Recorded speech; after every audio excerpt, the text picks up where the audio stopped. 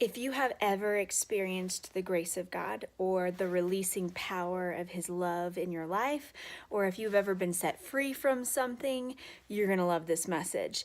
If you are still in the midst of waiting for those things, if you have a burden in your life and you are wishing you didn't have to carry it, or if there are things in your life that you want to be set free from, then you're going to love this message. So in week number 17 of the Hidden Crown, there is some powerful truth about what Jesus did for us. We've been spending weeks together speaking to kids and families and youth and women, sharing the heart of our King Jesus, showing that through the book of Luke, Jesus came to the earth, He introduced Himself as King, and He has been working on this kingdom victory for us on our behalf the whole way through.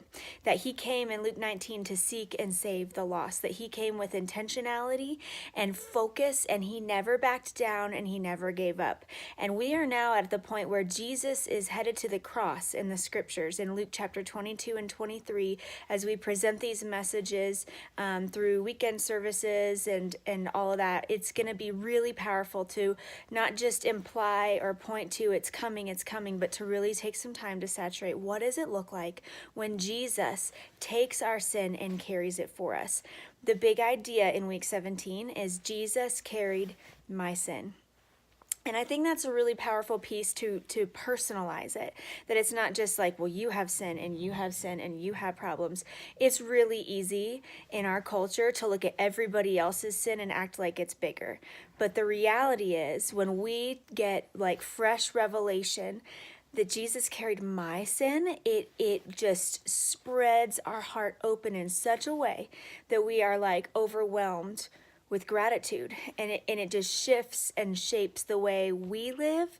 It impacts the confidence of our identity, and it will totally change the way that we can love on people and the way that we can minister to them. We are calling families and kids and teenagers to rise up as champions in the kingdom. And you will see in the episode connection there, we write a parable to go alongside the scriptures.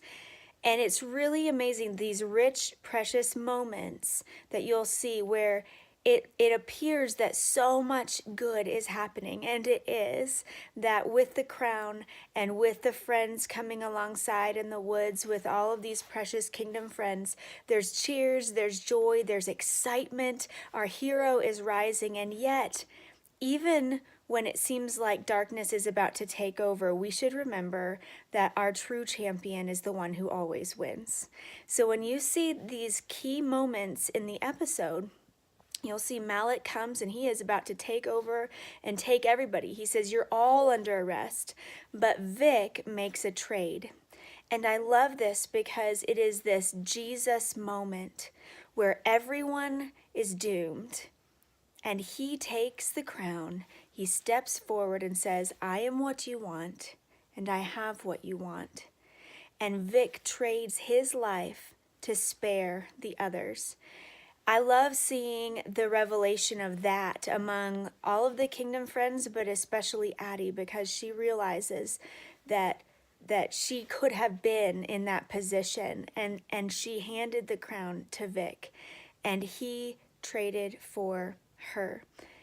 That is a precious moment when we soak in those moments and say, Jesus, you did this for me. You traded for me. You traded for me. Why would you trade for me? And when we begin to ask that question, why would you trade for me? We will begin to get answers like, because you're a lot more valuable than you realize. Because he declares you valuable. He sees good purpose in what you can do in life. He sees the way he can transform you. There may have been times when you feel like it makes no sense that Jesus would have traded for me. And that's okay. It doesn't have to make sense. The mystery of God's love is that he did this great, complete, perfect work on our behalf.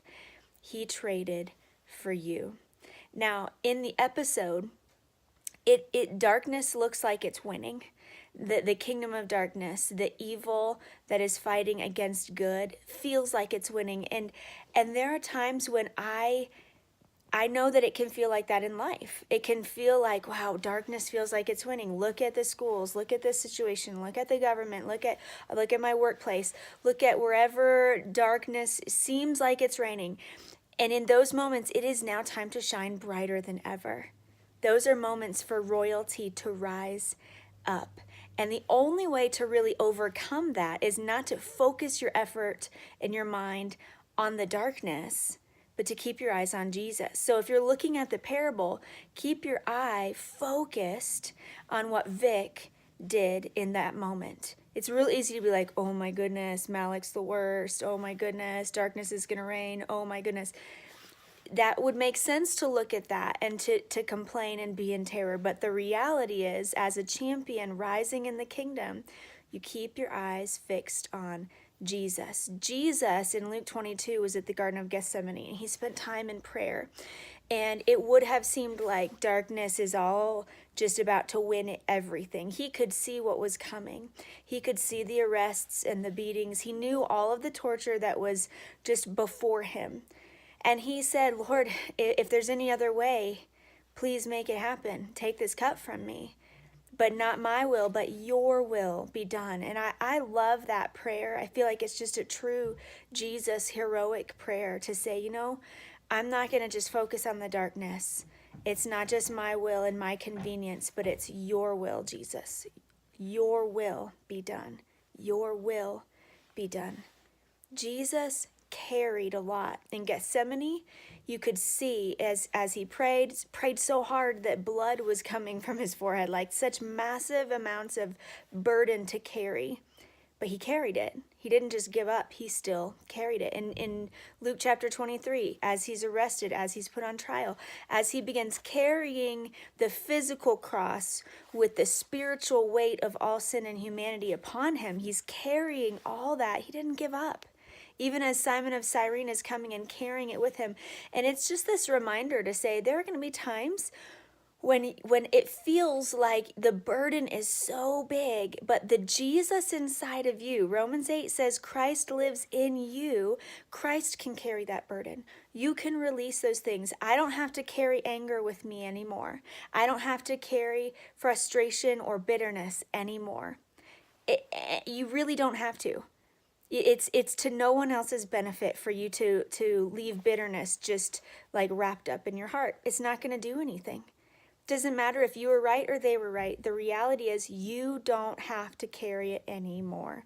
You don't have to carry shame anymore. You don't have to carry disappointment. It says in Romans 5 that when we walk through all these things that we won't ever have to be disappointed. Doesn't mean that life isn't disappointing, but you don't have to carry disappointment. There's so much freedom that is coming from the finished work of the cross. And as we continue to fix our eyes and say, he did that for me, we don't have to carry sickness anymore. We don't have to carry rejection anymore. You don't have to carry it at all. And in a physical sense, you may, in your quiet times, in your moments with the Lord, you may just stand up and just start holding things and shaking it off, holding things and letting it go. Or just even within your own prayer time and your prayer in the Spirit, whatever that looks like, be releasing those things and say, Lord, you already paid for this. You've already carried it. You don't have to carry the things that Jesus already carried. He's the one with the muscle to do it.